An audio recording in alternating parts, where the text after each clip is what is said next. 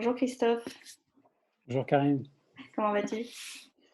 Bien, bien, bien. Je suis en France, ce qui ne m'arrive que très rarement. Je crois que ça faisait 3 ans en fait que je n'avais pas été en France, donc c'est ouais, un peu spécial, on va dire. Ouais, Les conditions sont un peu particulières. on est à la veille du déconfinement, donc on est tous chez nous en attente de l'après 11 mai. Mm.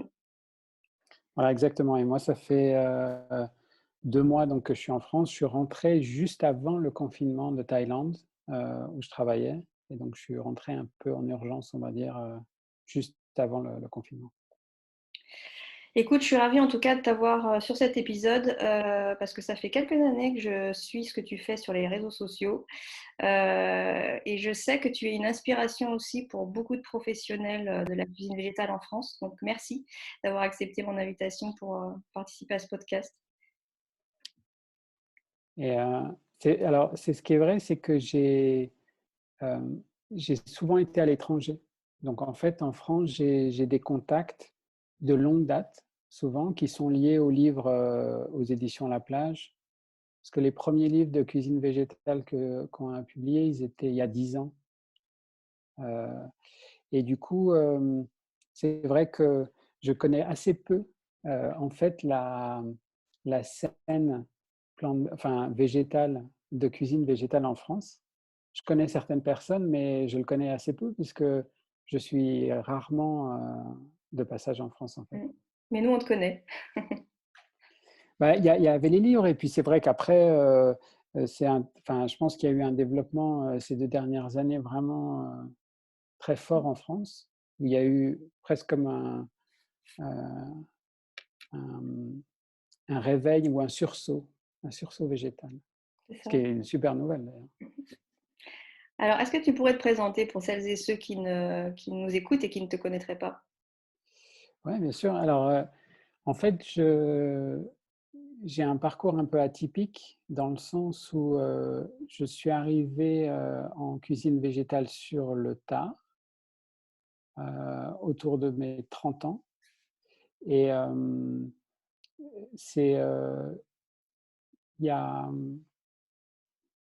je vais dire, je suis devenu progressivement en fait végétarien et à ce moment-là, j'étais encore en France et vraiment il y a 15 ans, je suis devenu, j'ai une cuisine et une alimentation plant-based, donc je suis végan en fait.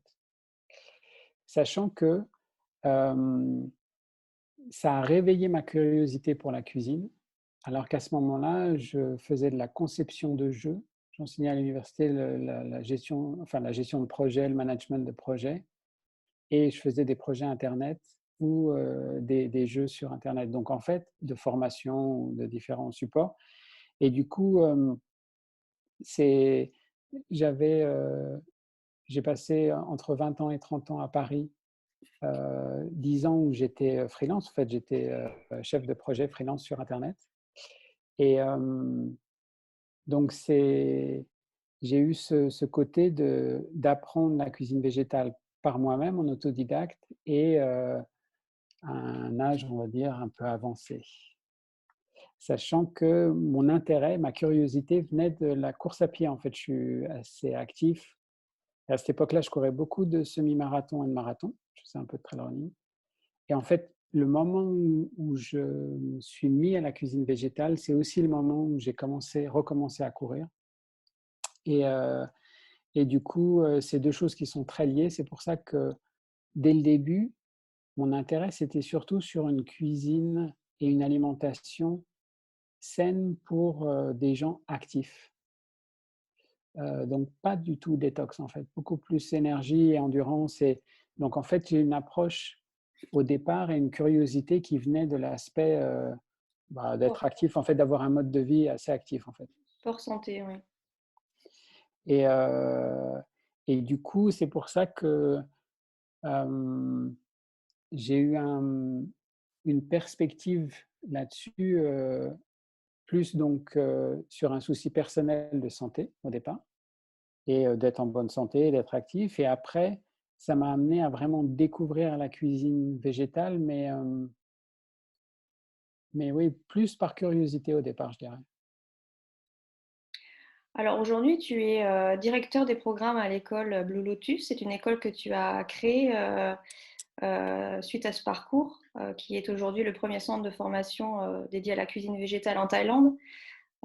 Tu peux nous en parler, cette école? Ouais, alors donc effectivement, en fait, ce qui est amusant, c'est que j'ai découvert la cuisine végétale en Asie. Il se trouve que je suis allé il y a 15 ans enseigner à Singapour et je suis devenu végan là-bas du jour au lendemain. Et d'ailleurs, j'ai jamais eu aucun problème de transition, moi. Ça, j'ai beaucoup de mal à expliquer, mais c'est comme ça. Et, euh, et à ce moment-là, j'ai vraiment développé donc un intérêt très important pour la cuisine du sud-est asiatique. Donc, en fait, j'ai découvert la cuisine végétale par la cuisine asiatique. Et en fait, il y a toujours eu de la cuisine 100% végétale en Asie. Mm. Entre autres pour les bouddhistes, donc ce qu'ils appellent la temple cuisine, que ce soit en Corée du Sud, que ce soit en Indonésie, que ce soit au Japon, en Inde, etc. Et donc, je suis tombé à Singapour dans un espèce de chaudron. C'est un hub culinaire, en fait. Il y a énormément de chefs, de street food super intéressantes. C'est-à-dire qu'il y avait tellement de choses que j'ai vraiment été marqué et inspiré. Et, euh, et ce qui s'est passé, c'est donc, comme je disais tout à l'heure, à ce moment-là, je courais beaucoup. J'ai fait 6 semi-marathons le semestre que j'ai enseigné là-bas en Asie. Donc, rien n'existait. Et du coup, à cette époque-là, j'ai fait mes barres de sport, enfin, je devais tout faire moi-même. Et j'ai commencé à faire un blog là-dessus. Et donc, qui était sur comment, en fait, on se fait, on a une alimentation végétale si on veut courir, donc pour l'endurance. Et du coup, ce blog a donné un livre qui est Secret d'endurance aux éditions La Plage il y a 10 ans. Et le fait de faire les livres, il y en a eu 12, donc c'est un truc qui s'est un peu... une fois que le premier, on a eu, je pense, beaucoup de chance pour des histoires de timing, et les gens ne savaient pas que c'était de la cuisine végane, je pense, beaucoup dessus, parce que c'était secret d'endurance. Donc, en fait, on ne disait pas vraiment... À cette époque-là, en plus, en France, les gens faisaient très attention aux Au mot. dénominations. Mm. Et du coup, ça a eu du succès. Du coup, j'ai fait d'autant plus de recherches. J'ai eu un atelier de cuisine aux Pays-Bas. Et j'ai eu vraiment une énorme curiosité. Donc, en faisant les livres, je faisais beaucoup de recherches, je faisais des ateliers, je m'enseignais, etc. Et je suis allé passer 6 mois en Californie, où en fait, j'ai fait l'école Matthew Kenney, qui est donc plutôt raw food à cette époque-là, c'était à Santa Monica. Et c'était une période vraiment sympa parce que Santa Monica, à ce moment-là, était super dynamique sur la raw food. Les gens en étaient fous. La cuisine végétale était vue de façon très positive. Et en fait, la dénomination, c'était Plant Strong. Donc, c'était vraiment les triathlètes, les sportifs, les coureurs. Donc, enfin, c'était le bonheur. Donc, en fait, j'avais des doubles journées. J'allais à l'école le matin et le soir, où j'étais mon apprenti dans le restaurant, où je faisais private chef pour avoir un peu d'argent, etc., et financer ce voyage-là. Et du coup, j'ai pu travailler au restaurant Make de Matthew Kenney, qui était à l'époque le premier, je pense, vraiment restaurant raw, vegan, gourmet à Santa Monica. Et c'était génial, on s'amusait comme des fous parce que la cuisine raw, en fait, elle est très intéressante parce qu'elle est pleine de contraintes. Du coup, côté créatif, les contraintes, en fait, ça génère la créativité. On s'est vraiment amusé et éclaté, je dirais. C'était une époque un peu particulière. Et quand je suis rentré des États-Unis, je suis allé l'été travailler un peu pendant les saisons en Croatie. Je faisais toujours de la raw food. En fait, à cette époque-là, j'étais vraiment chef, mais en raw food uniquement. Et quand Matthew Kenney, à ce moment-là, était très populaire, etc. Et en fait, il a été contacté par le premier restaurant raw vegan en Grèce, à Glyfada, à côté d'Athènes, qui voulait se créer. Et donc, j'ai été exécutif chef là-bas.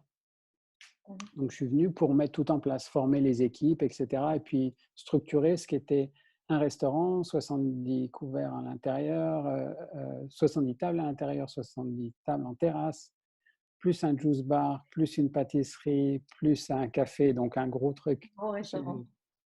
Mais c'était là aussi une expérience où j'ai énormément appris. Et en fait, moi, avant d'enseigner, je voulais avoir une vraie expérience en exécutif chef, à gérer des équipes, à gérer tous les problèmes qu'il y a. Et suite à ça, là, en fait, c'était pas un projet géré du tout par Matthew Kenney, il avait juste eu le contact, mais j'étais quand même en contact avec lui à ce moment-là. Et ils ont eu le projet de démarrer une école de cuisine en Thaïlande. Et donc, il m'a envoyé, mais là, comme chef de projet, en disant, voilà, il va falloir la construire et tout mettre en place, et il faut qu'on l'ouvre. Alors, il y a eu pas mal de délais, etc. Et je suis arrivé en avril en Thaïlande pour ouvrir l'école en juillet. Donc, c'est un petit peu chaud. Et j'ai fait ça. Donc, en fait, cette école, elle est dans un resort. C'est une des particularités. Et du coup, moi, quand je suis arrivé, j'ai construit ça et je l'ai fait pas mal sur le modèle de l'école qui existait, dont je me souvenais en Californie. Donc, j'ai fait ça, mais vraiment plus en chef de projet. Et puis, je m'occupais de former aussi les instructeurs qui allaient venir, etc. Et puis d'organiser, en fait. C'était censé être temporaire. Ton rôle était censé être Voilà. temporaire. Et j'avais la possibilité de devenir directeur de la formation. Et en fait, il se trouve que j'ai découvert en m'occupant de l'organisation que tout n'était pas très clair et très honnête. Et il se trouve qu'une partie des projets de Matthew Kenney n'étaient pas réputés pour leur clarté, leur éthique, etc. Et en fait, moi, c'est un truc qui passe pas. Et donc, j'ai dit, voilà, je l'ouvre, je fais venir les instructeurs. Quand tout est prêt, je pars. Et donc, je suis parti. Et donc, je suis rentré en France. Et c'est à ce moment-là qu'en rentrant, enfin, je suis rentré en Europe, pardon, et je suis rentré aux Canaries. Et c'est à ce moment-là que je m'y suis installé et que j'ai écrit le livre, le grand livre de la cuisine crue, qui était en fait la somme de tout ce que j'avais appris avec ces expériences, etc. Et 2 ans après, le manager général du resort m'a contacté et me dit, voilà, on est en train de faire un procès et on va se séparer de Matthew Kenney pour les problèmes que vous aviez évoqués, mais où en fait ils m'ont pas cru, ce qui est assez logique. Tu as d'un côté le chef gourou américain très connu, la star, et le petit français qui dit, je pense qu'il y a un problème dans les comptes. Bon, j'étais pas trop crédible, je peux pas leur en vouloir. Il m'a dit, voilà, c'est ce que vous aviez dit, mais pire. Par contre, on souhaite redémarrer le projet. Donc, si vous voulez revenir cette fois-ci, en fait, vous aurez toute liberté. Et donc, je suis revenu et c'est là qu'on a créé Blue Lotus. Et Super. qui est un projet où là, je l'ai fait avec les chefs thaï. Une des premières classes qu'on a fait, c'est Green Thai Cuisine, qui est donc de la cuisine thaï traditionnelle mais végétale. On a repris toutes les techniques, on fait les currys à la main avec l'équipement traditionnel, etc. Et on a tout adapté en moderne, en contemporain et aussi tout végétal. Et on a organisé complètement différemment l'école. Et du coup, là, en fait, on fait des semaines. Donc, on a une semaine Pure Energy qui est vraiment, moi, mon alimentation, c'est l'alimentation plant-based, donc végétale pour les gens actifs, les sportifs, les gens qui font du yoga. Et donc, c'est une cuisine santé, mais plutôt colorée et simple. C'est plutôt ce qu'il y a dans les juice bars ou les cafés végans. Quelque chose de casual, d'assez simple, mais où les gens apprenaient à cuisiner chez eux. Et on donne des cours de nutrition, mais adaptés. En fait, c'est en fait un espèce de mélange pour, en une semaine, donner assez d'informations sur la nutrition, mais de façon simple, pour que les gens puissent l'appliquer avec les recettes. Et donc, en fait, à la fin, en gros, ils sont autonomes chez eux. On a donc cette semaine de cuisine thaïlandaise qui, moi, a été le coup de cœur quand je suis arrivé là-bas. Je croyais que je connaissais la cuisine thaïlandaise, mais je ne la connaissais pas du tout. Ça a été génial de travailler avec les chefs. C'est vraiment, ça aura été une expérience unique pour ça et génial parce que les techniques de cuisine sont totalement différentes. Le riz, par exemple, il est cuit à vapeur. Il n'est pas cuit au rice cooker. Rice cooker, c'est les Chinois, ce n'est pas les Thaïs. Euh, les, les currys, c'est des techniques super intéressantes. Donc, en fait, il y avait le côté technique, ingrédients différents, et toute la culture, bien sûr gastronomique qui est pas du tout la même et donc c'était un autre, univers et en fait, moi, c'est l'aspect qui m'intéresse le plus, c'est-à-dire ce côté où l'alimentation, la cuisine peut faire voyager, Mmh. hem et du coup, on l'a cette semaine-là, c'est comme une expérience, en fait. C'est pour les gens pour avoir cette expérience de la cuisine thaï, en apprenant à la faire, mais sachant qu'on simplifie aussi les ingrédients pour qu'ils puissent le faire après quand ils rentrent chez eux.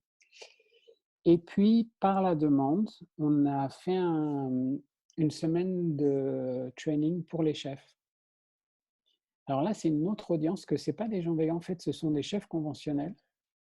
Ce que j'appelle conventionnel, c'est vraiment traditionnel, en fait, Traditionnel, oui. voilà, et qui veulent rajouter à leur, portfolio la cuisine végétale.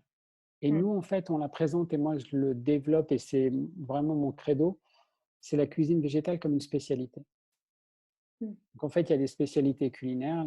La cuisine japonaise, elle est très différente de la cuisine française. Les ingrédients ne sont pas la même, les techniques ne sont pas les mêmes.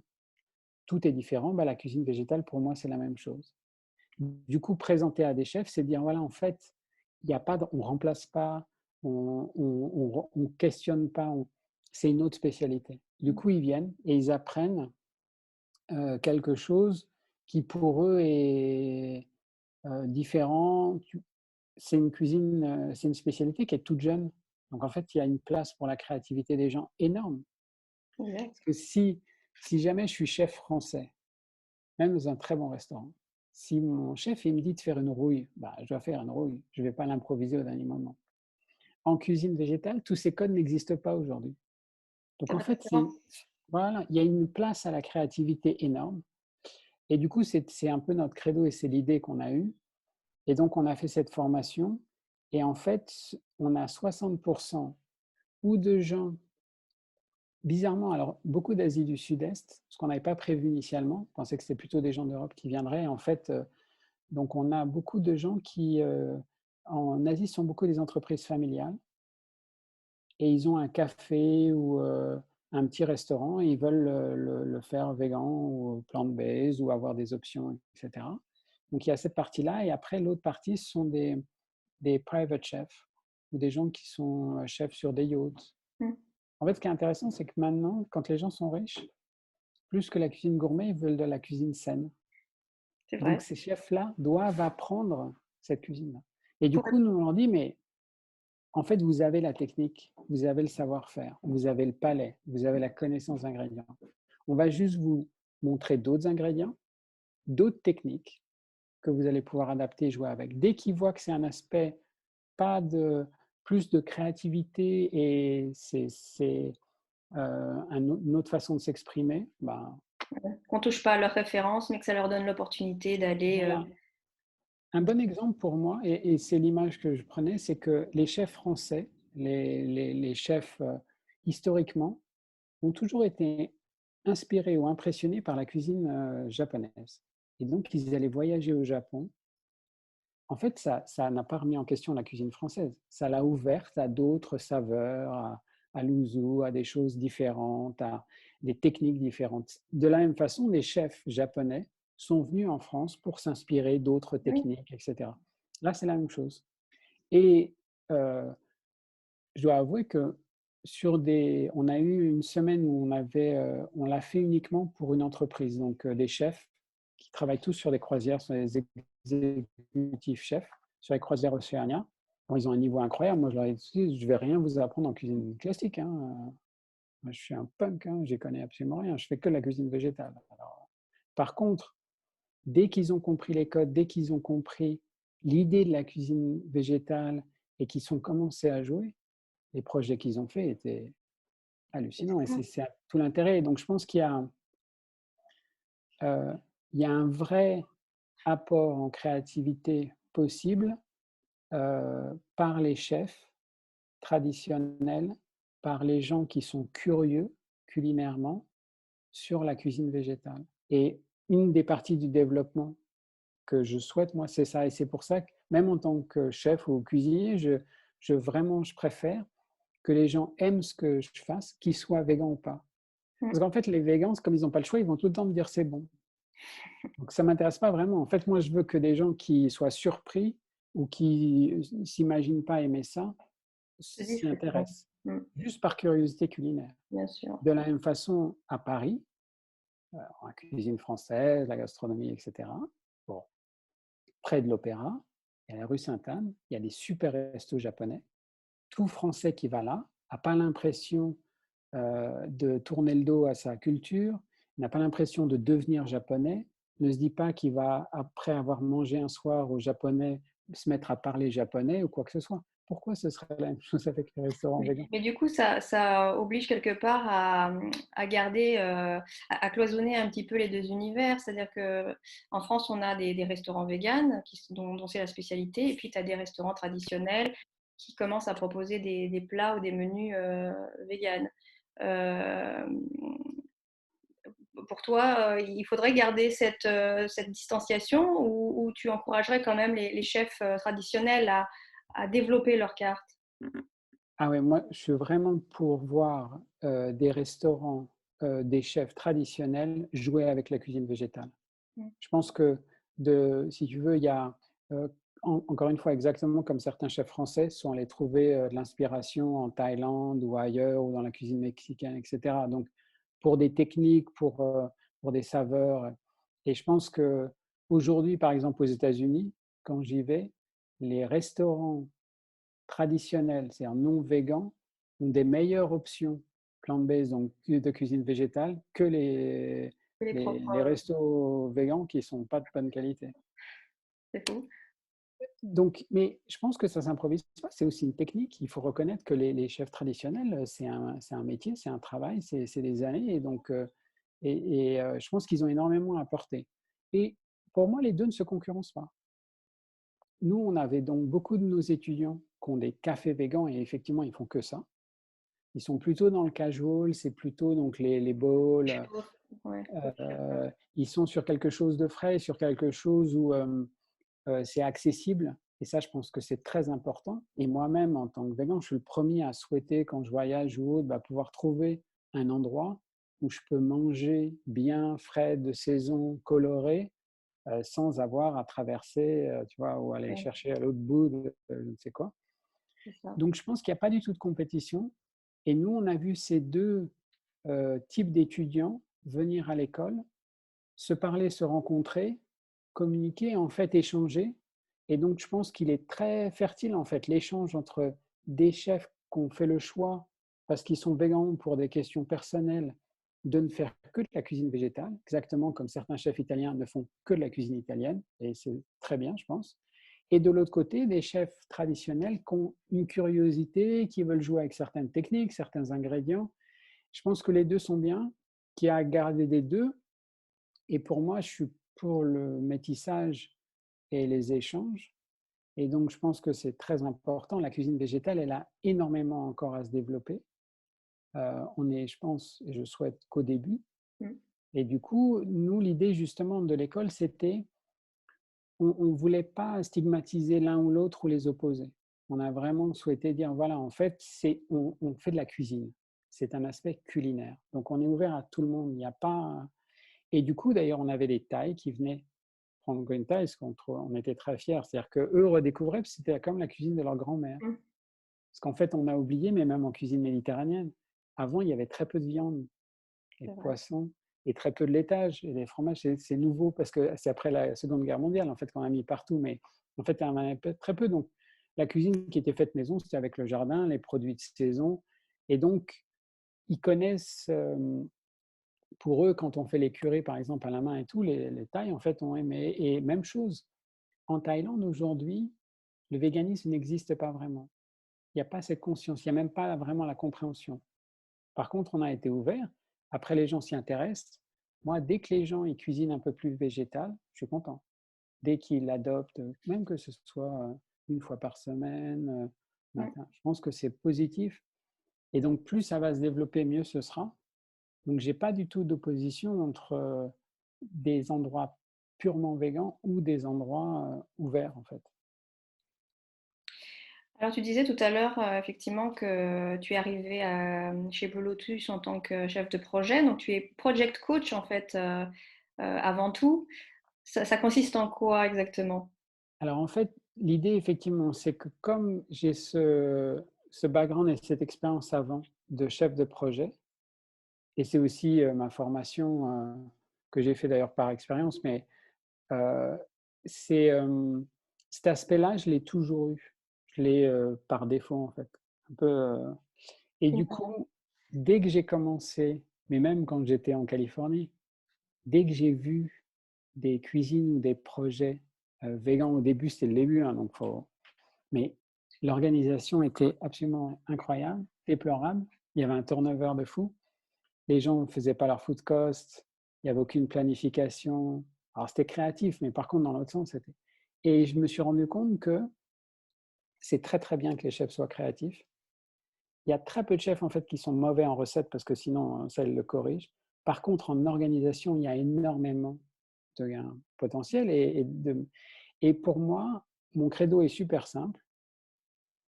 Si quelqu'un sait mieux s'organiser, en fait, il va avoir le temps à consacrer à ce qu'il aime, qui est son travail et son artisan, parce que pour moi, un chef, c'est un artisan. Donc, en fait, moins il a à organiser son temps, à faire, et ben, plus il peut se concentrer à ce qu'il fait, être bon dans ce qu'il fait. Et du coup, je conseille des gens qui ont des projets de restaurants ou en fait des projets suivants liés à la cuisine végétale, euh, dans l'aspect pour le rendre possible, en fait. Mmh. Et que ce soit monter un juice bar ou développer un produit végan ou gérer, bah voilà, l'école, effectivement, au départ, je faisais les deux. C'est-à-dire, j'ai monté l'école et je l'ai organisée, créé le curriculum. J'enseignais aussi une partie, mais j'ai surtout formé les instructeurs, développé les formats, etc. Et aujourd'hui, d'ailleurs, malheureusement, on est comme tout le monde, hein, on a été touché très gravement par le Covid. C'est triste parce que l'école, l'année dernière, a fait plus de 56% de croissance. On tournait, ça marchait bien. On avait fait 3 mois, décembre, janvier, février, plein. On avait une formation de 4 semaines d'instructeurs, enfin de chef. Donc, on est arrivé à un moment où enfin, on arrivait à sentir quelque chose et tout a disparu. Mmh. Donc, on a fermé l'école puisque par les autorités thaï, on fait fermer le resort aussi. Et du coup, aujourd'hui, eh ben, justement, mon activité, de chef de projet «me sauve» entre guillemets, parce qu'en fait, je suis en train de travailler avec les équipes thaï pour essayer de sauver le resort et ce resort, on va le faire évoluer. Il va prendre le nom de Blue Lotus. Donc en fait, l'école va est en quelque sorte, le resort qui était Evazone, qui était une franchise de Six Senses, d'Intercontinental, va devenir un resort indépendant au nom de Blue Lotus et on veut le transformer en wellness center. Et du Génial. coup, vraiment connecter l'aspect spa et resort avec la cuisine et l'école culinaire pour que ce soit lié.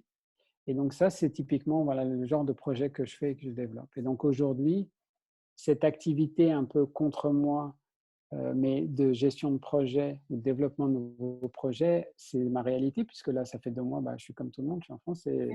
on ne peut plus donner de cours. Enfin, tout a été arrêté côté Blue Lotus.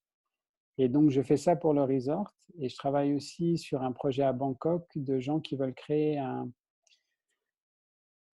community hub. En fait, ils veulent créer un lieu où il va y avoir un ensemble comme un shopping mall, mais que de végans. C'est génial.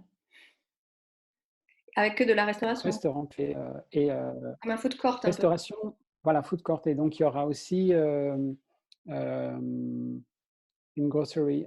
Il y aura aussi, ils vont vendre en fait des produits. Mmh. Et puis, des cours de yoga, etc. Et en fait, et du coup, là, j'aide au développement du projet. Et donc, c'est cet aspect-là. C'est-à-dire, quand, au bout de la deuxième année de Blue Lotus, quand ça s'est développé, comme je disais, on avait 60% d'étudiants qui, en fait, ont des business et ils gèrent. Et donc, je les aide à développer leur projet. Au début, c'était même une formation. On avait une formation de business coaching dans Blue Lotus à la demande des étudiants. Et aujourd'hui, je la fais à distance, ben, comme tout le monde, comme on fait là, parce que j'ai Ouais. pas le choix et que c'est comme ça. Quels Et donc conseils tu voilà. leur donnes quels conseils tu leur donnes, en tout cas aux entrepreneurs qui veulent ouvrir un business vegan aujourd'hui? Alors, il y a 2 aspects différents. Je vais en parler de hors Covid. Après, on peut parler de Covid, mais hors Covid, en fait, souvent, l'idée, c'est que, heu, j'ai une approche, comme je disais, de la cuisine végétale qui est un style de vie. Donc je suis actif et j'ai envie de vivre et cetera et donc je cherche dans un projet aussi à ce qu'il soit sustainable, mais pour la personne. C'est-à-dire qu'en fait, ça corresponde à leur style de vie. Par exemple, j'ai aidé des gens qui faisaient un juice bar et en fait, ils étaient à la limite du burn-out, en fait, parce qu'ils étaient mal organisés. Donc j'ai ce souci humain. Pour moi, en fait, il faut que ce soit aussi un projet où la personne s'épanouit, mais elle se grille pas complètement et l'autre aspect, c'est de le rendre viable à terme et donc en fait, j'aide les gens à, souvent c'est intéressant d'avoir un regard extérieur et je vais de sourcer les ingrédients, l'équipement, faire les food costs, les développer les menus et cetera, à tous les aspects d'organisation pour juste les simplifier et pour que la personne s'occupe de vraiment L'essentiel. se focalise sur ce sur quoi elle est bonne. Mmh. Ce qui fait que des fois, c'est l'aspect un peu plus coaching, j'aide des gens à trouver vraiment parce qu'il y a des gens qui ne savent pas. Aujourd'hui, en fait, il se trouve que, par exemple, en France, c'est un bon exemple, beaucoup de gens ont choisi des études ou un parcours du fait de leur famille, du fait de il fallait faire ci ou par la société et cetera. Ils se retrouvent dans un travail et en fait, à bout d'un moment donné, ils sont dans une impasse, ça correspond pas Oui, aller vers leurs à valeurs. l'épanouissement qu'ils souhaitent et du coup, pour une partie des gens, je commence vraiment là, c'est-à-dire on regarde, donc self-development ou self-awareness, donc en fait, c'est vraiment le développement personnel, mais dans le sens de savoir ce qu'ils aiment faire, là où ils sont bons et ce qui peut avoir une réalité économique. Je pense vraiment que tout travail de bonne qualité mérite salaire et respecte ce travail et du coup, pour moi, c'est un aspect très important. Donc en fait, la viabilité, je la vois pas du tout pour que la personne devienne millionnaire ou et cetera. Bon, si ça le motive, c'est pas je critique pas, mais c'est beaucoup plus pour que ce soit viable dans le sens où la personne vit honnêtement de son travail, Mmh. en profite et heu et c'est là où, je pense des fois ça peut aider d'avoir un regard extérieur en fait et de recadrer parce qu'aujourd'hui, ce que je vois surtout, c'est les gens ont tendance à s'éparpiller. Ils savent pas trop, du coup ils essayent un peu tout et donc c'est bien des fois d'avoir quelqu'un qui vient en fait, quand on est une petite entreprise ou un indépendant, il faut se focaliser sur ce qu'on est très bon. S'appuyer sur ses forces. Voilà. On a tendance en France, à vouloir développer ses faiblesses, mais en fait, la clé réside dans le fait de Voilà, s'appuyer sur ses alors forces. et je juge pas sur les faiblesses parce que moi, ça m'intéresse beaucoup, donc je les évalue et par exemple, je pense que c'est les faiblesses sont des opportunités de partenariat ou de faire des choses avec d'autres personnes ou de trouver des fois, il y a des faiblesses, je sais pas, si je voulais m'installer à La Palma, je devrais apprendre l'allemand. Donc c'est une faiblesse de ne pas le parler. Donc je peux choisir ou j'apprends l'allemand ou je trouve quelqu'un, un partenaire qui parle allemand et ça y est. Ouais. Des fois, elle se règle très simplement, mais il faut en être conscient. Je pense qu'il y a une grosse évolution, moi, que j'ai vue, qui n'est pas liée uniquement à la cuisine végétale, mais qui est dans la restauration et dans le milieu des chefs en général. C'est qu'avant, si tu, même si on prend en musique, quelqu'un, bah, il avait un label, il avait un distributeur qui organisait tout, qui faisait sa com, etc. Et même les auteurs de livres, c'était la même chose. C'était un éditeur qui s'occupait de tout ça, un agent, que sais-je. Aujourd'hui, ces gens-là, ils sont devenus leurs propres producteurs.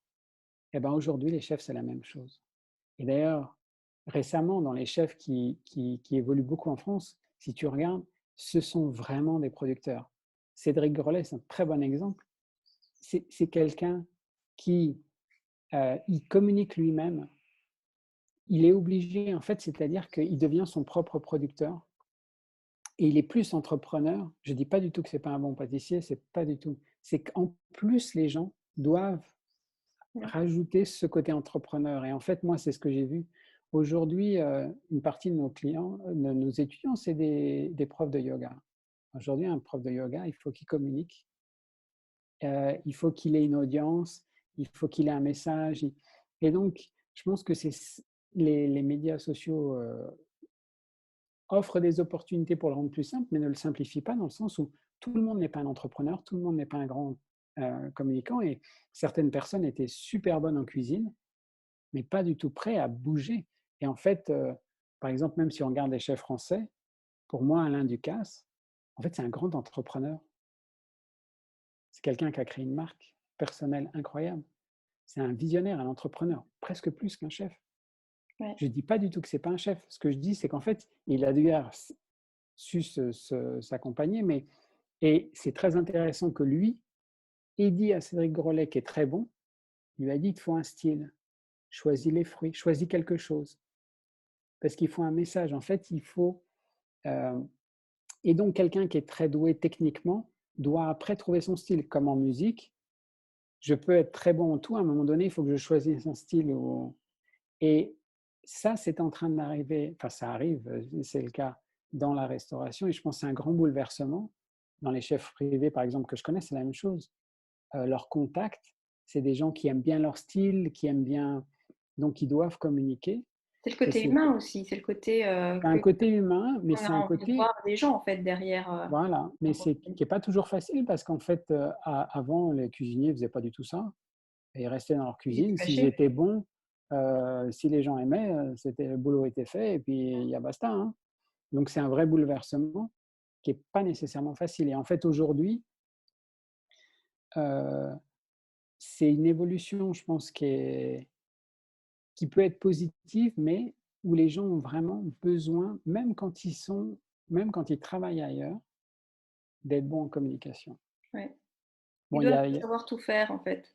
ouais, Aujourd'hui, on demande à un chef de savoir tout faire. C'est ça leur difficulté aussi. Alors voilà. que comme on disait, on n'est pas bon en tout, donc ils savent pas forcément tout Et le faire. pire, c'est d'avoir un style. Mais par exemple, il y a des gens qui sont très bons, hein. En France, Bérénice, c'est Mais c'est la bon. pâtisserie végétale. Ouais. C'est incroyable. Moi, je fais des études de cas, d'ailleurs, un jour, je devrais lui dire, sur elle, en cours. C'est génial ce qu'elle a fait. En fait, c'est quelqu'un qui a vraiment complètement compris ça, su s'y adapter et on voit dans tout son parcours à quel point c'est pensé et que ça a évolué, que ce soit les livres, la communication qu'elle fait. Il y a vraiment une logique et il y a un truc qui est vraiment appartient à l'entrepreneuriat, presque plus que les recettes. Or, techniquement, elle avait un vrai défi parce que la pâtisserie végétale, c'est encore plus dur que la cuisine végétale. C'est Mmh. vraiment techniquement pas du tout évident. Ça, elle l'a résolu, mais après, c'était que le début. Et après, il y a tout cet aspect communication et qui est pas du tout évident. Et c'est quelque chose, c'est pour ça que moi, c'est un aspect qui m'intéresse et où je pense que c'est une opportunité, mais qu'il faut que les gens ils puissent trouver leur voie, qu'ils puissent trouver leur signature, la développer et avoir cet aspect-là. Et ça passe par la fin d'une sorte d'amateurisme, qui est pas du tout une critique, mais qui est le fait que, ben, c'est la même chose. Pour être entrepreneur, il faut quand même que financièrement ça puisse fonctionner. Et c'est un bouleversement, hein. Moi, je pense que les chefs où ils n'avaient jamais appris ça, ils n'étaient pas prêts à ça, hein. Est-ce Alors, que tu penses pardon, vas-y. il y en a qui arrivent très facilement, mais c'est pas tout le monde, quoi. Ouais. Est-ce que tu penses que la culture, y est pour quelque chose, selon le pays dans lequel on se trouve, ça va être c'est plus difficile ou plus facile à mettre en place? Alors, il y a un aspect culturel, c'est sûr. Par exemple, si on prend, l'américain, clairement, c'est des gens qui ont plus l'habitude de communiquer Mmh. et donc de gérer les chefs américains, même s'ils étaient moins bons techniquement que d'autres et cetera, ont très vite su très bien communiquer et cetera et donc ils sont plus prêts. Par contre, aux États-Unis, la compétition est bien pire. Mmh. Donc en fait, ça se balance. C'est-à-dire que c'est vraiment pas évident d'arriver à se démarquer. Je pense qu'en France, il y a un poids des traditions qui ne simplifie pas le fait que certaines personnes aient justement une signature propre. Donc ça veut dire qu'ils vont faire quelque chose de différent. En fait, en France, on a un problème quand les choses sont différentes, d'accepter quelque chose de différent, quelqu'un qui fait un pas de côté, qui adopte autre chose, un autre style. Donc je pense que ça, c'est pas évident. Et après, je pense qu'effectivement, c'est aussi que, bah, tout simplement, on a un patrimoine, ce qui est très bien, mais ça veut dire qu'on a aussi un temps d'évolution qui est plus lent, en fait. Donc, et après, je pense que pour les chefs, avant, ils voyageaient en France pour se former. Moi, je trouve que l'apprentissage comme ça, différents c'est très bien. Moi, c'est un peu ce que j'ai fait en cuisine végan, elle n'existait pas, donc je suis allé dans différents pays. En fait, c'est pas moi vraiment qui ai souhaité voyager, c'est plus que par contrainte, parce que les projets, ils étaient. Mais je pense que ça donne une ouverture d'esprit assez intéressante. On apprend d'autres pays, d'autres cultures, une autre cuisine. Et le conseil que j'aurais à donner, en fait, aux jeunes, c'est voyager. Ouais, pour Et s'inspirer. même avant de démarrer une formation, de partir 1 an à l'étranger, apprendre une langue étrangère. Aujourd'hui, ne pas avoir l'anglais, par exemple, je pense que c'est un gros handicap. Et donc s'ouvrir, et du coup, après, avant de sauter à l'université, il y a le gap year qui existe en Australie ou en Suède, etc. Je pense que c'est un très bon système où les gens partent 1 an à l'étranger, ils bossent, etc. Ils vont découvrir ce qu'ils aiment, et pour certains, c'est la cuisine. Et là, je pense que, oui, un jeune Français, il va apprendre énormément, mais même en Espagne, au Portugal, en Croatie, en Grèce, même pas besoin d'aller à l'autre bout du monde, en fait. Mmh.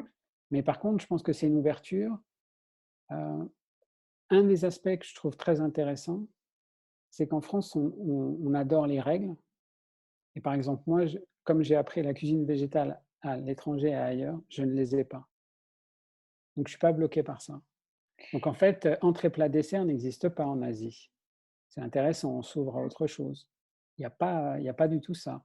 Il n'y a pas l'idée de la protéine au centre, ça n'existe pas. Personne ne dit protéine. D'ailleurs, c'est un terme de nutrition. Donc déjà en nutrition, il peut se discuter, qu'il soit en cuisine, c'est très bizarre, mais cette idée-là, on oublie juste qu'elle est franco-française, en fait. Elle C'est vrai. n'existe pas à l'étranger.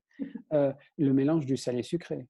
Mmh. En Asie, les gens font ça très naturellement. En cuisine végétale, ça marche très bien. Alors bien sûr que si j'ai un morceau de viande, de porc en particulier, et que je mets du sucré, je vais avoir un gros problème. Je vais saturer au niveau mais par contre, en végétal, pourquoi pas, il n'y a pas du tout. Donc il y a plein de contraintes qu'on a de la cuisine bourgeoise traditionnelle française qui ne devraient pas s'appliquer en cuisine végétale. Du coup, s'ouvrir à d'autres cuisines, c'est se rendre compte, ben non, ils n'ont pas ces contraintes-là. Et à contrario, en quoi la gastronomie française peut être inspirante pour d'autres pays? Alors, si on regarde en cuisine végétale, je pense que la cuisine méditerranéenne est très, très intéressante. Donc, dont partie française, mais tout le sud et donc toute la cuisine méditerranéenne, par les ingrédients, par les techniques, il y a un énorme potentiel, que ce soit en Espagne, en France, en Italie et même au Liban. Aujourd'hui, Israël, c'est un hotspot de la cuisine végétale. Ouais. C'est normal, ils ont de super ingrédients. Et donc, il y a énormément d'inspiration là, aussi par les ingrédients, etc. Aujourd'hui, moi, je n'ai pas trouvé de cuisine vraiment française, gourmet, bourgeoise, traditionnelle, qui en végétal me passionne. Mais est-ce que j'ai pas le biais d'être français? Et donc je pense que c'est très difficile.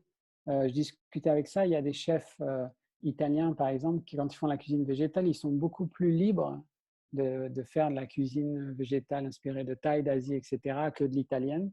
Moi, je pense que j'ai un peu la même chose avec la France. C'est-à-dire que je trouve que ça ne s'applique pas, parce qu'en fait, en France, il y a énormément de crème. Bon, il y a du beurre si on est au-dessus de la Loire, et cetera, mais il y a énormément de choses qui, on se retrouve à vouloir remplacer, Ouais. qui est pas ce qui m'inspire le plus.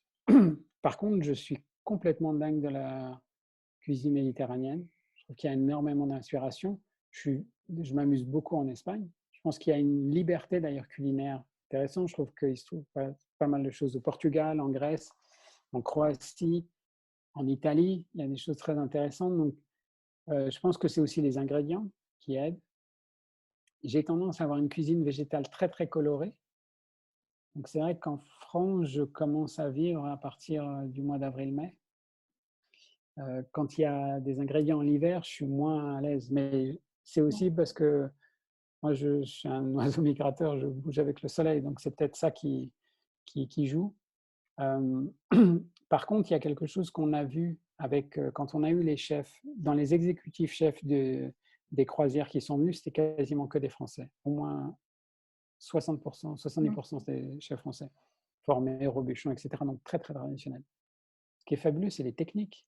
Mais Oui, nous, de toute façon, à l'école, on parle en français, enfin, la mise en place, etc. C'est-à-dire, il y a eu une formalisation de l'organisation d'une cuisine qui est clairement un héritage français, mais qui se retrouve aux États-Unis aujourd'hui, qui se retrouve partout. Alors, il a été transformé, il a été adapté, les mots ne sont pas toujours employés dans leur vrai. Quand on est français, c'est assez amusant d'ailleurs, mais par contre, je pense qu'il y a une vraie rigueur et tout l'aspect français traditionnel du respect de l'ingrédient, de ses origines et la façon de travailler, ça, je trouve ça très intéressant. Donc, je pense que la France, elle a un énorme atout, c'est la qualité de ses ingrédients et cette culture d'organiser les cuisines.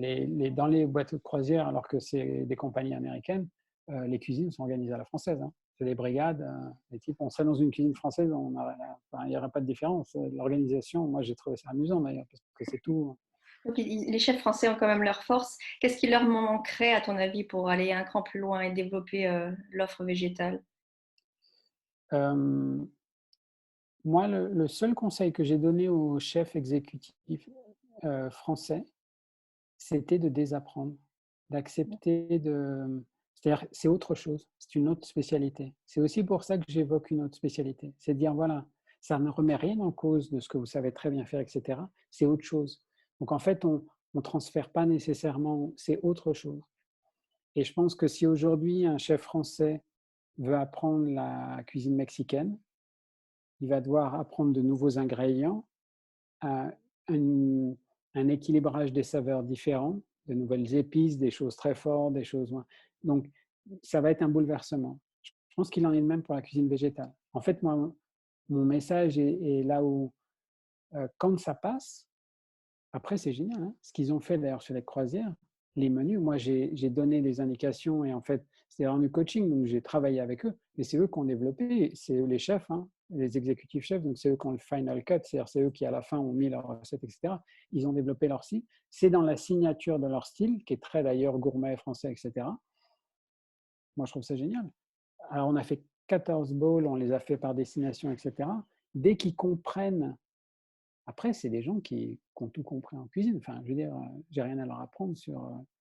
Et c'est là où je pense que c'est intéressant, c'est justement de ne pas opposer cette formation rigoureuse, cette culture culinaire développée, et juste dire voilà, en fait, vous avez un espace de créativité, une cuisine nouvelle, de nouveaux ingrédients, de nouvelles techniques.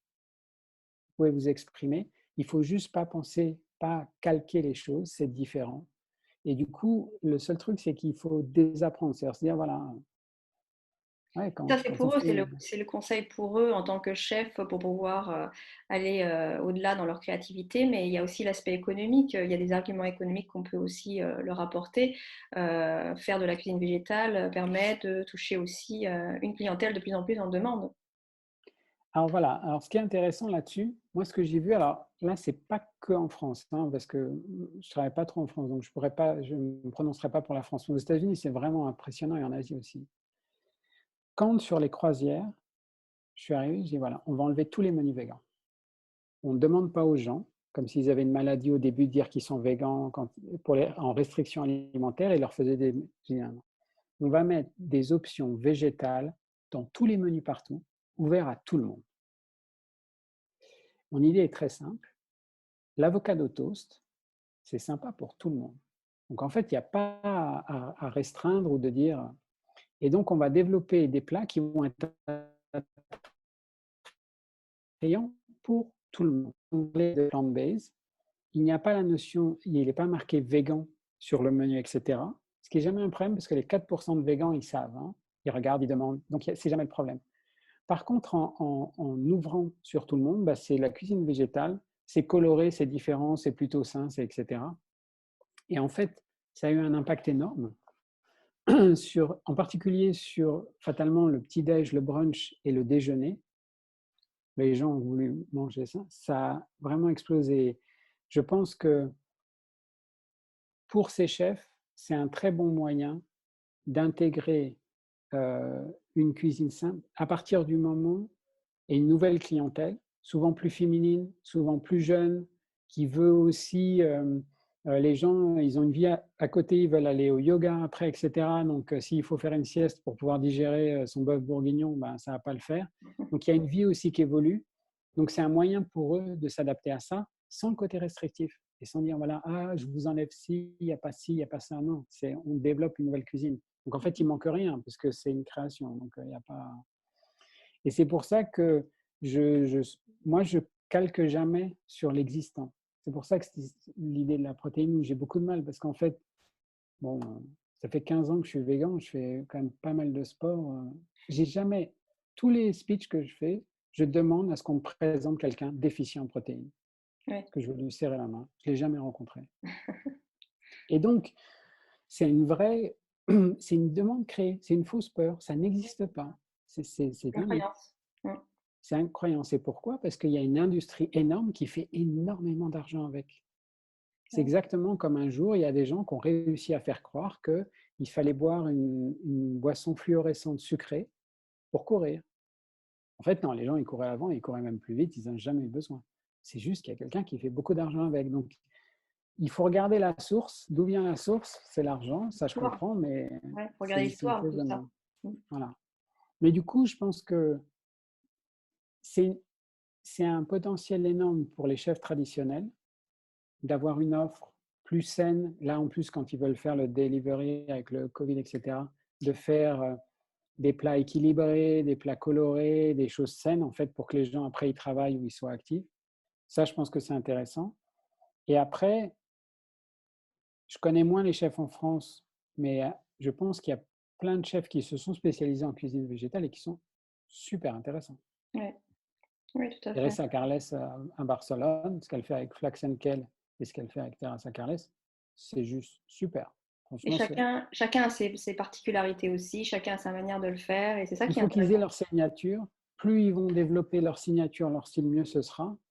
Et il y a vraiment un souffle. Encore une fois, si c'est une créativité, c'est très bien. Le seul problème que j'ai, moi, c'est quand l'alpha et l'oméga, on me dit que c'est un burger.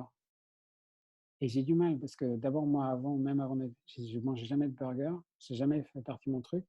Et je me dis, ce serait fou que la cuisine, l'alpha et l'oméga, soit le burger, qui en cuisine conventionnelle est quand même le moins évolué. Ouais. Et donc, j'attends juste et j'espère que en cuisine végétale, et les végans vont se dire, bon, il y a autre chose que le burger. C'est pas mon alimentation, mais je la critique pas du tout. C'est très bien que les gens aiment ça et compagnie, mais je me dis juste culinairement, il y a peut-être une ambition un tout petit peu plus. On peut faire un peu plus que ça. Et du coup, ça arrive sur certains spots comme Tel Aviv, dans certains endroits, en Espagne aussi. Il y a 2-3 endroits comme ça, à Londres, où il y a une cuisine végétale, où quand on va dans ce truc-là, on n'a pas la même chose que dans tous les cafés végans. Et donc, tout le monde n'a pas besoin de manger de l'avocat partout dans le monde. Il y a des pays qui ont des ingrédients fabuleux. Quand l'avocat est local, j'ai rien contre, j'adore ça, mais quand c'est local.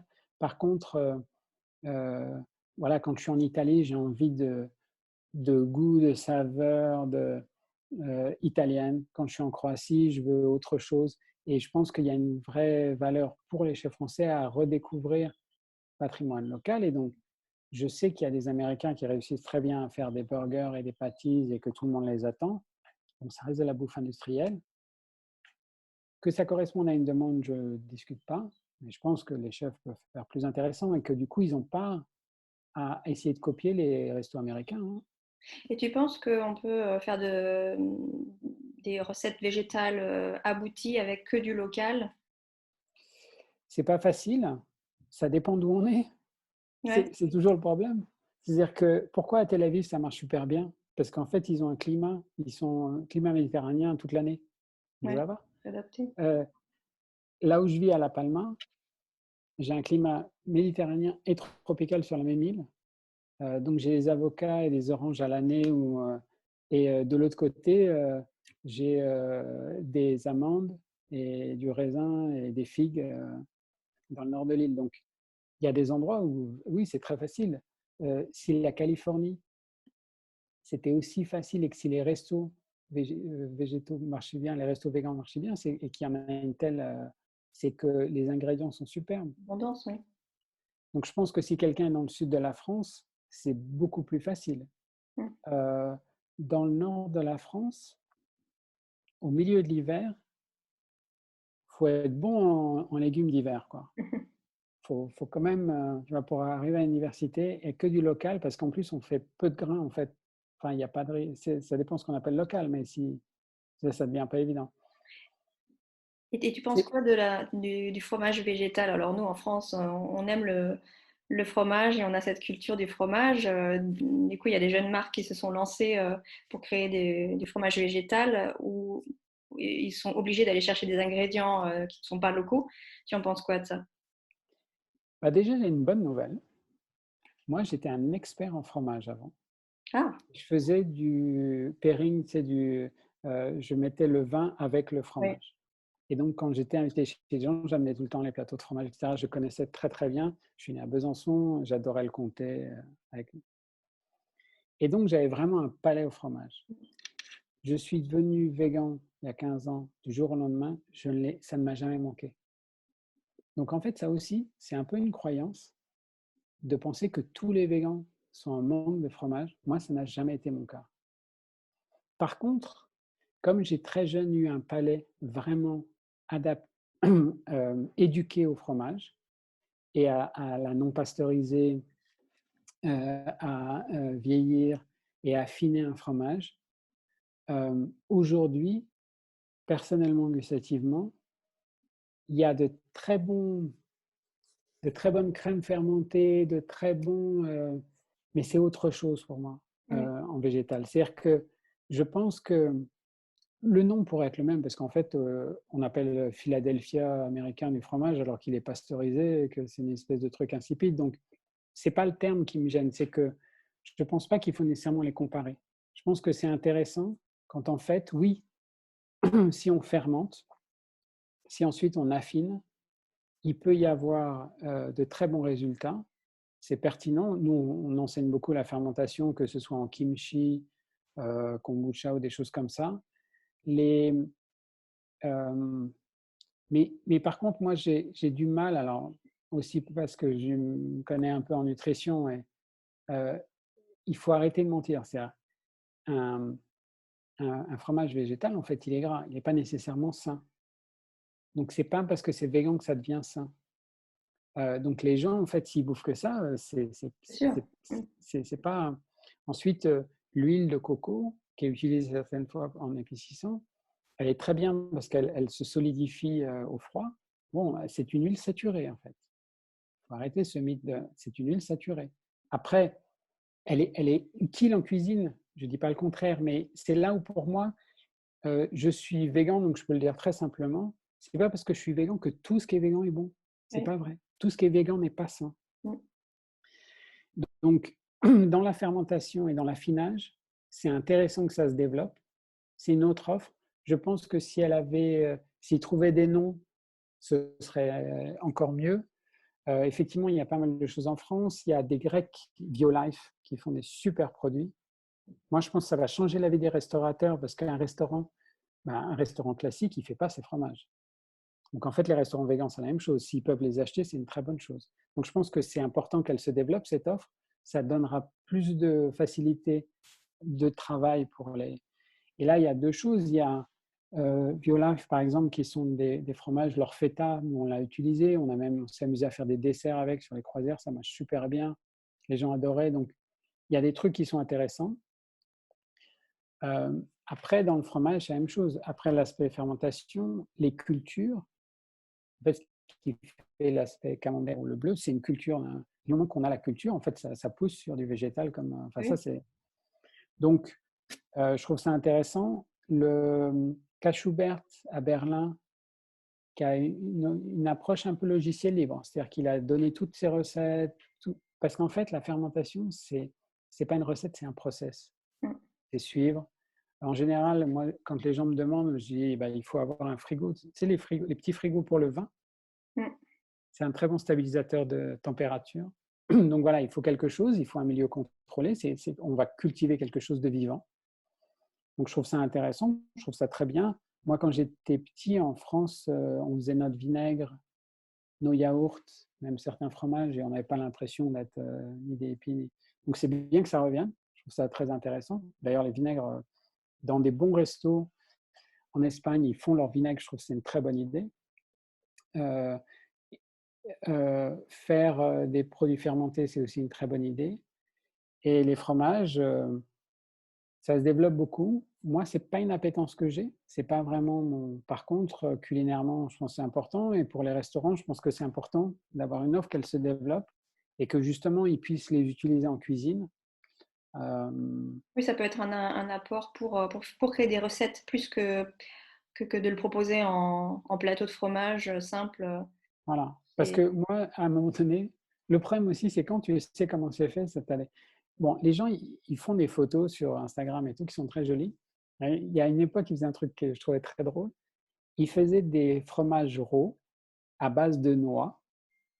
Et quand tu fais une assiette de fromage, pour le présenter, avant, dans les fromages traditionnels, on mettait des bouts de noix. oui, c'est vrai. Et le pain en roux, il est fait avec des noix. Et donc, les gens, ils mangeaient des noix dans le pain, les noix sur le côté et le fromage qui est à base de noix. Et là, je me dis, bon, côté noix, là, je pense que c'est bon. On va peut-être pouvoir On a la dose. relaxer un peu. Et c'est pour ça que je pense qu'il faut que ça évolue. Nous, par exemple, quand on a pris la feta Viola, Violife, on l'a mis dans un dessert avec des carpaccio d'ananas, un sirop d'ouzo et les épices. C'était super, les gens ils étaient vraiment surpris. Je pense que c'est intéressant aussi de les. En végétal, on n'a pas besoin des mêmes contraintes, on n'a pas besoin de faire une assiette de fromage comme les restaurants traditionnels en fait. On peut créer autre chose. Donc je suis très intéressé à utiliser des préparations fermentées dans la cuisine et dans certains plats, même en amuse-bouche, parce que même l'ordre, il n'est pas nécessairement le même en cuisine Oui. végétale, il n'a pas besoin. Et donc, je pense que ça va être très intéressant. Dans la fermentation et dans l'affinage, on développe la saveur umami, Mm. qui est une saveur de satisfaction très importante, culinairement très importante. Donc oui, un chef a besoin de travailler ça, d'intégrer ça. L'umami, en fait, il n'y en a pas beaucoup en cuisine végétale, il est différent. Alors, il y en a dans les tomates séchées, c'est pour ça que les gens adorent les tomates séchées. Il y en a dans le brocoli, c'est pour ça que les gens aiment le brocoli.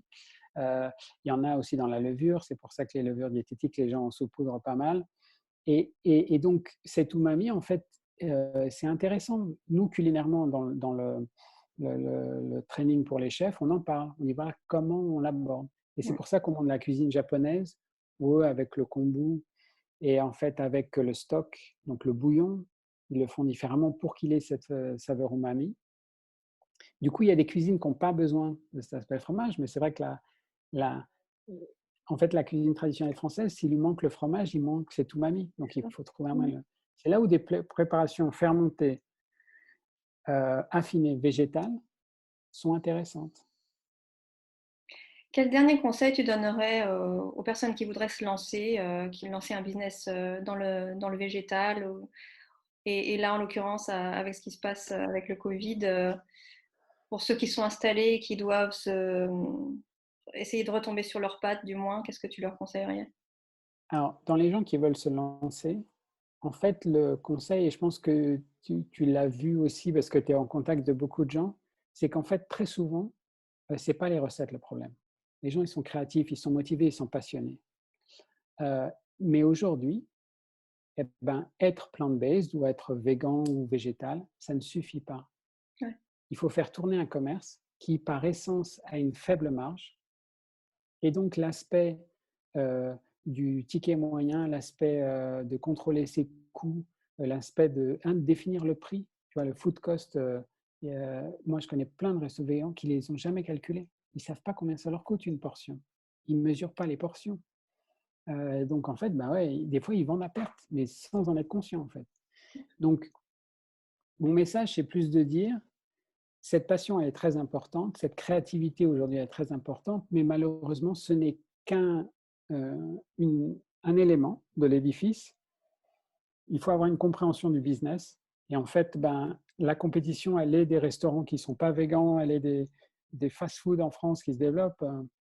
En fait, malheureusement, quand on regarde l'année dernière, ce qui s'est développé beaucoup en France, c'est les fast-food, hein. C'est les tacos ou je sais pas, ou tacos ou je sais pas quoi. Enfin, c'est ces chaînes-là qui se développent. Donc la concurrence, elle est très agressive sur ça et ils ont des coûts matières ridicules. Donc en fait, c'est très dur à se battre. Et il y a l'aspect qu'on évoquait qui est l'aspect communication. C'est qu'aujourd'hui, un commerce indépendant, il doit faire une campagne de crowdfunding, il doit pouvoir se présenter, il doit expliquer, il doit avoir une signature.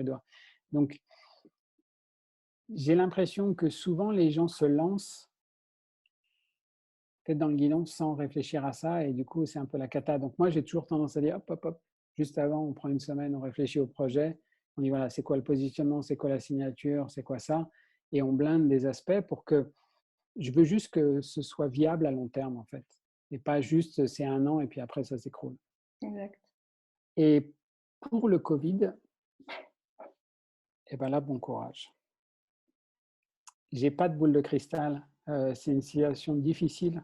Je pense qu'on est tous égaux là-dedans. Enfin, moi, j'ai dû complètement changer mon activité. Encore une fois, cet aspect conseil, je le faisais moins parce que j'étais presque pris à temps plein par l'école. Et là, bon, que ce soit pour l'école ou pour d'autres projets, je fais cet aspect de conseil beaucoup plus. Et donc, il y a des transformations. Un aspect que je peux partager, c'est que on avait vu déjà de nos chefs américains qui nous disaient que les loyers étaient devenus tellement énormes aux États-Unis que les types, en fait, ils fermaient leurs restaurants, mais après 10 ans, 20 ans, des gros restaurants, hein, pour louer des warehouses, des entrepôts, faire des cuisines et faire déjà du home delivery. Donc ça avait déjà démarré avant le Covid. Donc en fait, il y a un truc qui est un vrai problème et qui n'est pas qu'aux États-Unis, je pense aussi en France, ce sont les loyers. Oui. En fait, quand le loyer est une telle charge, quelle que soit l'activité, elle est là, elle est incompressible. S'ajoutent à ça les charges salariales en France qui ne sont pas non plus super light. Et donc, ça rend très, très compliqué. Et là, aujourd'hui, ce qui se passe, c'est ça, c'est qu'aujourd'hui, en fait, même les restaurants aux États-Unis, enfin les contacts que j'ai, ils disent c'est simple. Si les loyers ne baissent pas, ils ne pourront pas continuer. Mm. C'est-à-dire qu'il ne faut pas non plus se tuer à la tâche et vouloir faire quelque chose d'impossible. C'est comme ça pour tout le monde, entre guillemets. Aujourd'hui, par exemple, s'il y a des restaurants 3 étoiles, etc., qui sont dans des palaces, c'est parce que le palace, il fait l'argent avec les nuitées et qui finance un restaurant pour des questions d'image. Mais ce chef, sinon, s'il était indépendant et qu'il devait payer le loyer, il ne pourrait pas. Ouais. Donc, en fait, les marges sont faibles. Et c'est pour ça que moi, dans les projets, je parle de business model et de dire, voilà, il faut trouver un modèle d'affaires qui fasse que ce soit viable, parce que ce n'est pas l'idée, ce n'est pas le projet qui est en question. Les gens, ils sont passionnés, ils font des trucs intéressants. Il faut juste le cadrer, le faire plus spécifique, mais le vrai problème, c'est le modèle d'affaires. Aujourd'hui, c'est compliqué. Les loyers, je pense que c'est un vrai, vrai problème. Alors, les gens qui, d'ailleurs, par exemple, ce que je connaissais bien avant, les restaurants RAW, c'est un bon exemple. Les gens, ils adorent la cuisine RAW, il n'y a aucun restaurant. Pourquoi? C'était pas viable. Mm. Maintenant, si quelqu'un fait un comptoir et de la vente à emporter, ça peut marcher. Donc, c'est d'autres formats, un kiosque, un truc en bord de mer. Donc, il y a des formats à trouver. Et aujourd'hui, ce n'est pas évident parce que, encore une fois, les restaurants français, ils sont faits dans un modèle qui est assez traditionnel où il faut qu'il y ait un certain passage. Et ensuite, c'est au ticket moyen. Et ce ticket moyen, il était amélioré par les boissons, par le vin, Oui. en cuisine traditionnelle. Quand ça n'existe plus en livraison et compagnie, c'est un vrai problème, puisque ce qui amenait de la marge et qui faisait respirer n'est plus là. Et donc, je pense qu'aujourd'hui, ça ne va pas être évident et je pense malheureusement qu'en septembre, il va y avoir de la casse dans les indépendants. Parce qu'aujourd'hui, en fait, ils sont subventionnés, ils sont tellement motivés qu'ils ne veulent pas s'arrêter, ce que je respecte, c'est très bien, mais en septembre, ça va être beaucoup plus difficile. Et en fait, des restaurants qui sont faits pour avoir 25 ouverts à midi ne pourront pas en avoir 10 pour des questions de distance sociale, puisque leur modèle économique était basé sur 20 Ouais. à 25 € le ticket. Ils ne peuvent pas, s'ils sont à 20 ou 15 € et en plus à 10, ça ne pourra pas fonctionner. Donc il va y avoir je pense vraiment un moment difficile. Il y a toujours, Une reconsidération de leur modèle. voilà, il y a toujours des gens qui sont très créatifs. Il y a des gens qui vont avoir l'imagination de trouver des systèmes. je ne suis pas persuadé que la vente emportée soit le meilleur. J'ai donné souvent le conseil, moi, euh, je vais donner un exemple tout bête. En fait, dans mes étudiants, les gens qui s'en sortent bien, tout le monde rêve d'ouvrir un restaurant. Je ne discute pas. Ou un café. Je comprends, c'est un rêve. Mais ceux qui marchent bien, c'est les chefs privés. Aujourd'hui, il faut savoir que les restaurants qui ont déjà fermé à New York, les chefs qui sont très bons, ils ont été rembauchés, ils gagnent beaucoup plus en chef privé. Parce que les familles, ils veulent… donc, les chefs privés marchent très bien. Les chefs sur les yachts ou les choses comme ça. Les gens qui font des meal plans, donc pas juste à 10 euros la livraison, mais qui sont capables de faire un plan sur la semaine pour que les gens s'alimentent sainement, etc. Ils apportent une plus-value. Ils ont la connaissance des ingrédients, la connaissance technique, ils organisent ça. Ben voilà, ça marche très bien aussi. Chef traiteur. Le traiteur, traiteur, très bon exemple. Les traiteurs de niche ou qui sont dans de la qualité marchent très très bien. Et moi, effectivement, sur des projets, mais aux Philippines, pas en France, mais j'ai conseillé, j'avais une fille qui était vraiment hyper talentueuse. Je dis, démarre en traiteur. Traiteur, les gens, ils te payent à l'avance, il y a un déposit, enfin, ils payent un acompte, tu connais exactement la quantité, tu produis pour cette quantité, tu livres, boum, il n'y a aucune perte. Par rapport à un restaurant qui ne sait pas combien il doit faire ce jour-là et compagnie, il y a des pertes. Donc, d'autres modèles, effectivement, des chefs qui travaillent sur des retraites de yoga, etc., des chefs qui travaillent dans des resorts, des chefs privés et traiteurs, et les plans santé où je pense qu'au lieu de faire des plans Weight Watcher ou machin, c'est quand même beaucoup plus sympa de suivre le plan d'un chef et d'avoir une semaine avec la cuisine colorée. Et la cuisine végétale, c'est facile de la faire saine. Et je pense que ça, c'est intéressant. Et j'espère qu'il va y avoir ça, ce développement-là. Ou des choses qui, justement, les chefs, moi, je pense qu'il y a c'est un artisan. Je respecte énormément les artisans. C'est des gens qui sont passionnés, ils ont un savoir-faire. Il faut trouver un moyen de le valoriser. S'il peut y avoir un format court où, justement, euh, les gens sont en contact, ils disent, voilà, j'aime cette personne, et du coup, j'ai mes trucs, pourquoi pas. Et moi, quand j'avais mon atelier de cuisine aux Pays-Bas, je voulais faire des cours de cuisine. En fait, les gens, ça ne les intéresse pas du tout aux Pays-Bas. Je faisais des soirées privées. Et en fait, je cuisinais devant eux, parce que je voulais vraiment faire les ateliers, mais à part qu'ils s'en foutaient, mais ils adoraient ça. Et donc, je cuisinais, ils étaient impliqués, et je faisais des soirées comme ça, privées, où les gens voient le behind the scene, voient comment c'est fait, on peut discuter des ingrédients, etc. Je les autorisais même à venir à leur vin, je leur disais lequel prendre, etc. Et ils se font une soirée, et je pense qu'il y a ces modèles-là. Moi, l'atelier de cuisine marchait très bien. Soirée pop-up. Voilà, j'avais des frais faibles. Et en fait, c'était à la demande. Ils réservaient, je savais combien de personnes, si j'avais un acompte à l'avance, je pouvais préparer. Et c'était une expérience très fun pour eux. Moi, je trouvais ça drôle. Et donc, je pense il va falloir inventer de nouvelles expériences. Ouais. Et je le souhaite, mais il faut être réaliste. Je pense qu'à court terme, la réalité, c'est quand même qu'il va y avoir la casse.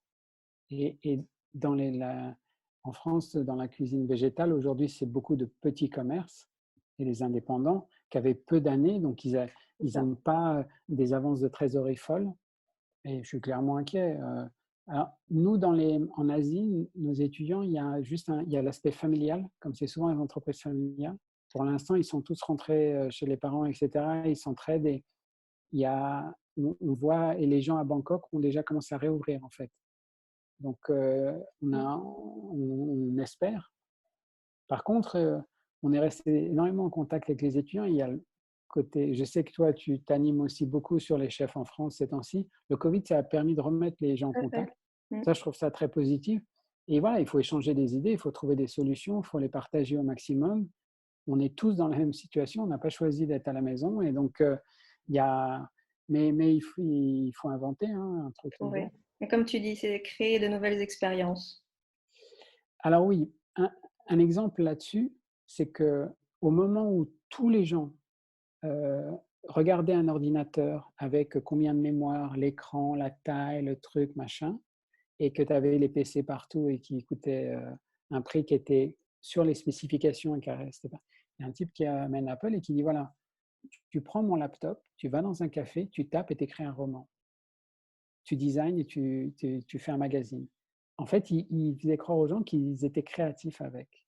Voilà, moi, je suis comme tout le monde. Je vais aller dans un café, je veux taper, j'écris un livre. Moi, tous mes livres, je les écris sur mon Mac. Donc, en fait, une expérience, c'est là où je pense qu'il y a une différence. Et je pense qu'effectivement, la compétition uniquement par le prix, tout le monde y perd. Oui. Maintenant, si les gens vivent un moment unique où ils apprennent quelque chose, c'est complètement différent. L'expérience humaine, finalement, quand on va pouvoir ressortir, on va vouloir se retrouver pour créer de nouvelles expériences autour de l'humain. Voilà, et une expérience humaine, une expérience culturelle et une expérience aussi d'apprentissage. C'est-à-dire que dans la cuisine végétale, on a encore aussi à expliquer ce que c'est, à partager. Et par exemple, moi, j'ai jamais eu des gens, même dans un restaurant quand je cuisine, qui ne me posent pas des questions de nutrition, etc. Alors, c'est souvent les mêmes à un moment donné, hein, mais c'est pas grave. Je pense que c'est très important. Et donc, je pense qu'il y a ce devoir de communication. Tous les chefs qui sont intéressés à la cuisine végétale, bah oui, il faut être l'ambassadeur de cette cuisine et expliquer. Et il ne faut pas se lasser. Donc, je fais un podcast, j'écris des livres, j'écris des articles, parce que je sais que ça va prendre du temps. En fait, cette cuisine, elle est toute jeune, elle démarre à peine et il faut qu'elle se fasse connaître et comprendre. Place, ouais. Merci Christophe. Mais de rien. Bon courage pour la suite de Blue Lotus et pour ton retour. Je vais essayer de rentrer en Espagne, ça c'est la première chose. Et pour Blue Lotus, l'évolution, elle va se faire par le nouveau resort. Quand est-ce qu'on va pouvoir redémarrer l'école? Là encore, je pense que le monde de demain, je suis un peu comme tout le monde, je ne le connais pas. Aujourd'hui, on envisage uniquement de démarrer le resort au début de l'année prochaine D'accord, ouais.